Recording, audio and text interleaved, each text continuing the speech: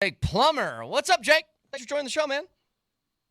Just thanks for having me on the show. I'm enjoying a nice morning here in Colorado. The weather's been beautiful, so love to be Wait, outside. Sorry you guys are all stuck It's inside right now. cold. Dude, that It, doesn't I, look like where I'm at, man. Where the hell are you? I'm up in Boulder and it's still pretty nice out. Sun's out, so I don't know where you guys are, but A building. well, An I'm if, here. old Bed if, Bath it, and Beyond is actually what it is. if it's yeah, it is. That's exactly where we Yeah, are. yeah. If it's under 60 degrees, consider me cold. You're not chilly at all Dude, where he's you from are Eagle, right now? Idaho, man. He ran around in the wintertime with his shorts and his t-shirt, man. Yeah, I mean, I enjoy the weather change. You know, the cold. I put on a long sleeve shirt today, and I'm still barefoot right now, but it's nice. It's until it gets down in the 40s, that's when I get cold. But for now, I'm going to enjoy this weather and enjoy the trees changing and enjoy another Broncos win, right? Well, yeah, Jake, and I wanted to get to that with you because I fully admit maybe I'm being a little too hypercritical today over a big time win in which you beat the snot out of the Saints on the road last night. But out of all the good that was in that game, I couldn't help but feel like the quarterback play was a little subpar. Some missed wide receivers that were wide open. What was your evaluation of Bo Nix inside of the butt kicking that was last night? He played like a rookie that's still learning how to figure out, anticipation. There's the play you're talking about where there were two guys and overthrew one right in the middle of it, but you saw him pump the ball like he wanted to throw it, but he didn't. And then he moved his feet and got off balance and then he threw it. Yeah.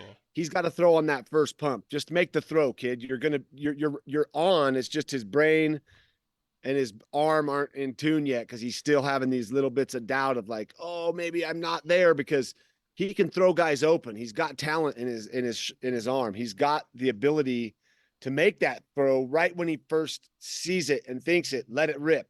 Otherwise, getting your feet off balance, it's going to be a hard season for him if he keeps kind of moving like that in the pocket when he doesn't need to. So, Jake, is it indecision or is it faulty footwork?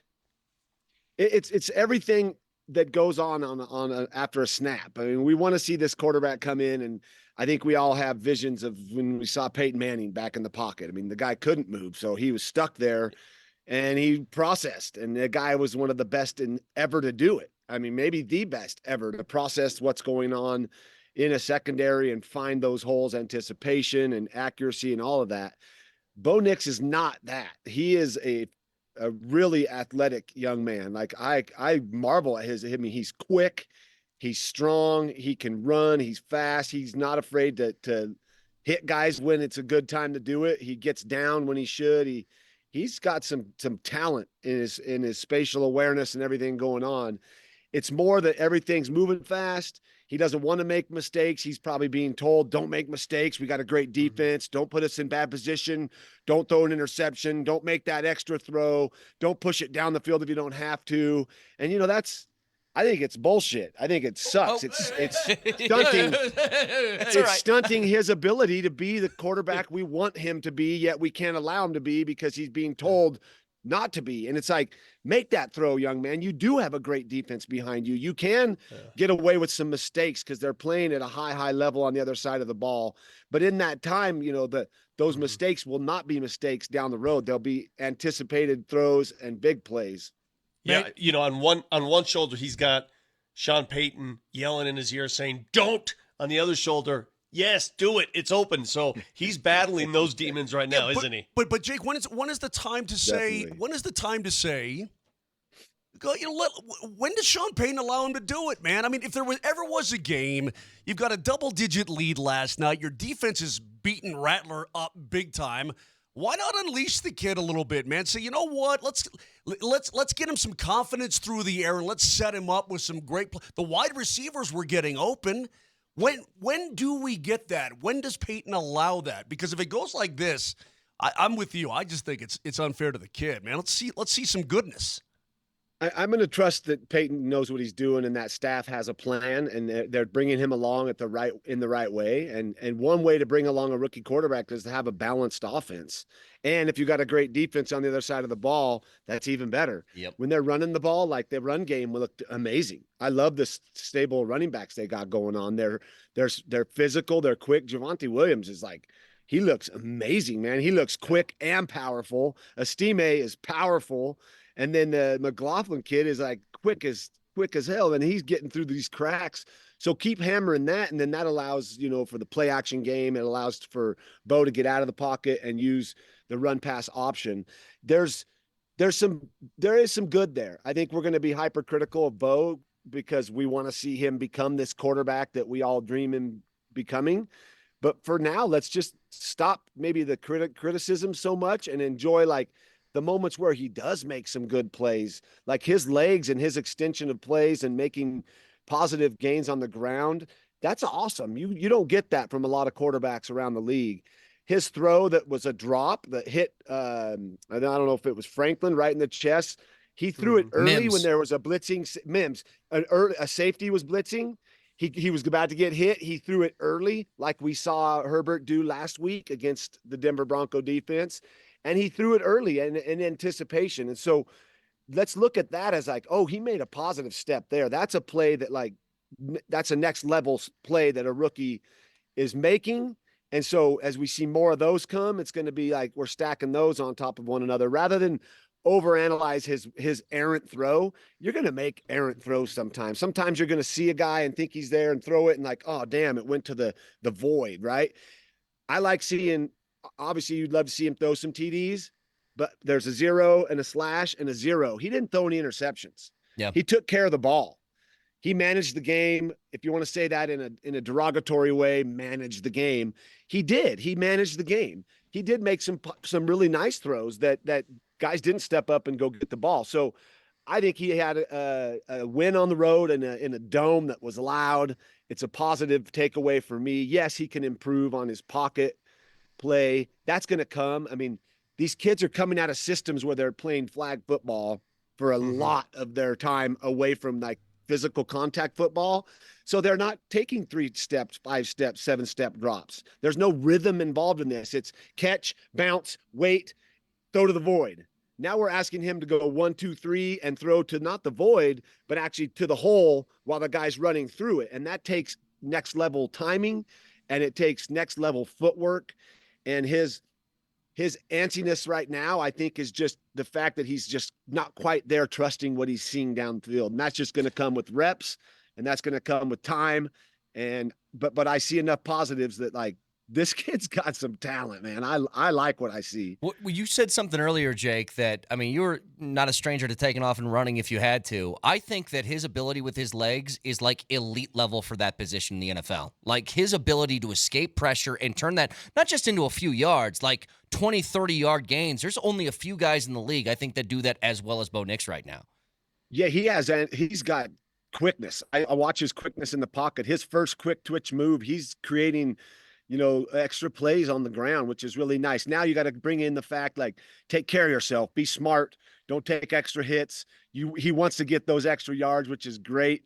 Like he scrambled early in the game and he dove through guys and made 3 extra yards. That's next level to me instead of sliding and you lose some yardage.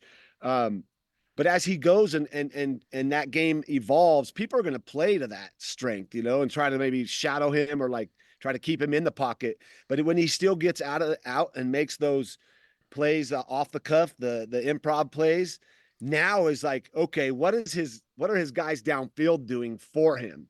Are they getting open? Are they understanding what the scramble rule is all about? And we had a play we would run in practice called the scramble rule.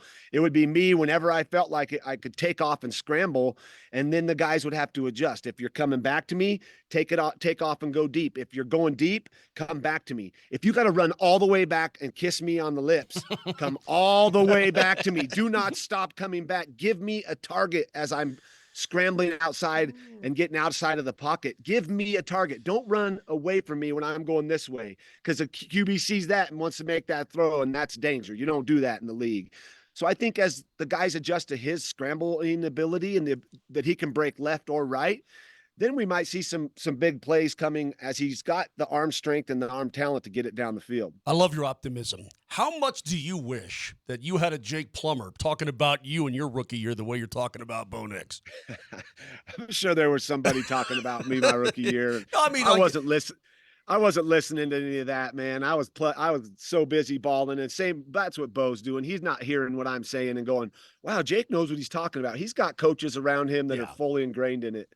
But I will say this, your rookie year, and I'm not trying to bash the rest of your Cardinals teammates, your defense was not very good, man.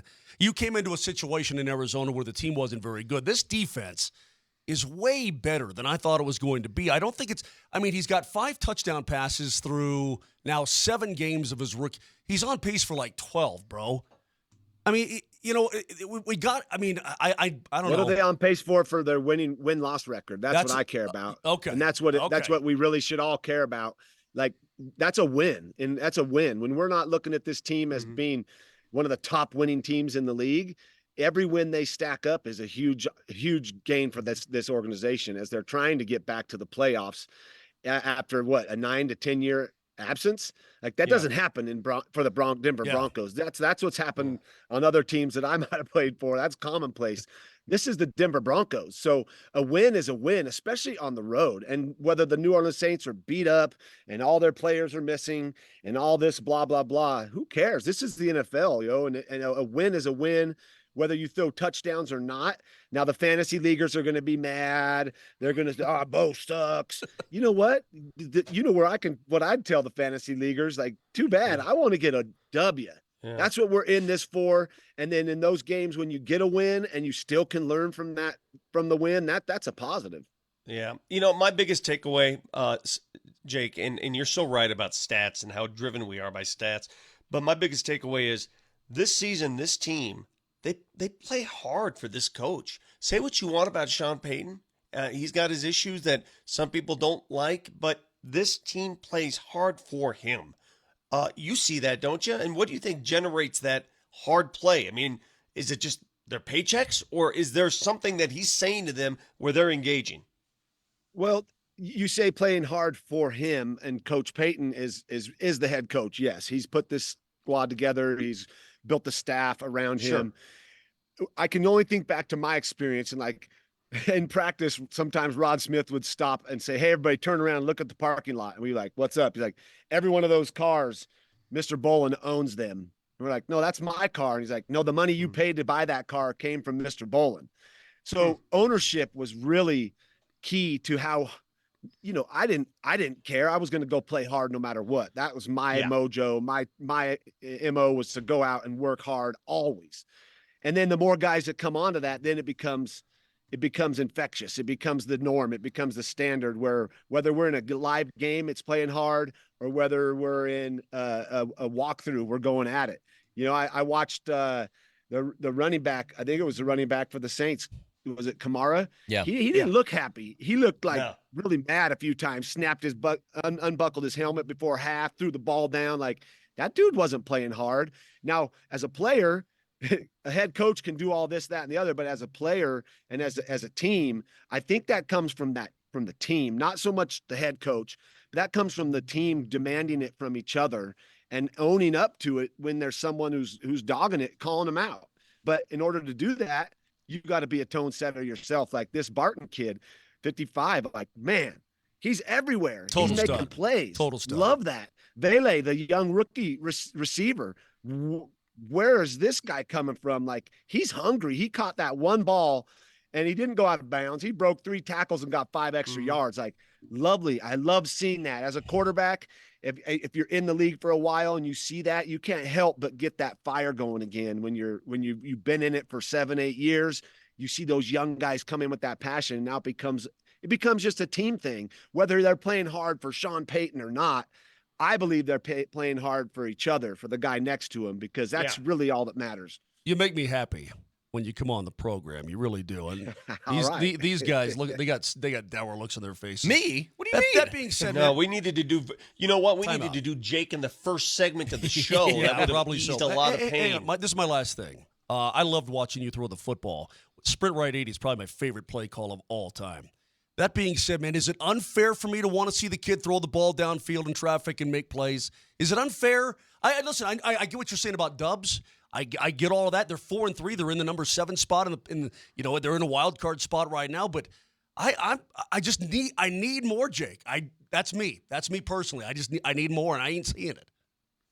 Yeah, of course. And you know, Bo's going to go to work for you, I'm sure, so that you're happy come next week. Listen, this is he has to evolve. I mean, that's just part of it. Yeah. I mean, you can't scramble for third downs all your life and in your career in the NFL. They're going to stunt you and stop you on defense. That's what they're paid to do. Now, yeah, I want to see him throw the ball down the field too. And there are times when he's making some really nice throws down the field. There are times where he's making some bad ones, but the ones that are bad, you can see why. He's kind of impatient in the pocket. He's not trusting the rhythm. He's not trusting the timing. And that only comes with experience and more reps. And hate to say it, but it's going to have to come through the experience he gets on game day to be able to get to that next level. And then, you know, 3rd and 10, 3rd and 8, 3rd and 7, you can't survived your whole career just scrambling around and getting those first downs. As we see, they're a little less happening less and less. It's because defenses are coming up. Now, that's what I say when he starts to scramble. Now his guys start getting open and there's that next level. But a win is a win. And at this point, with a rookie quarterback and the wins they're putting together, this team's playing hard. And I got to back to that statement too.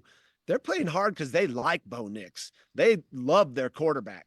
He's scrappy. He's feisty. He's a competitor. He stood up to the head coach and said, no, this is what I'm doing. When you do that, guys can't help but gravitate towards that because you're one of them now.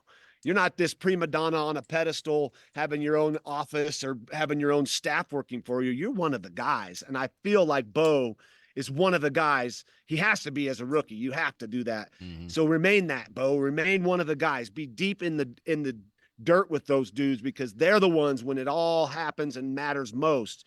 They're the ones you need to have on your side, not the coaches, not the fans, not you guys on the radio. Sorry, but that's who you need is your teammates. Jake Plummer, always You're a pleasure, best, dude. Yeah, you are the best. Thank you, Jake. I feel like playing a football game right now. To be honest with you. Yeah, here's the thing: it's cloudy where I'm at, where we're at here at the studio.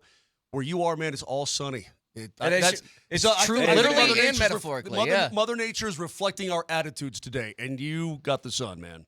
Just remember, the sun is always shining, whether it's cloudy or not. You just got to remember that. Jake, you're the best, buddy. We'll talk soon. See you, baby. All right, guys. Thanks for having me.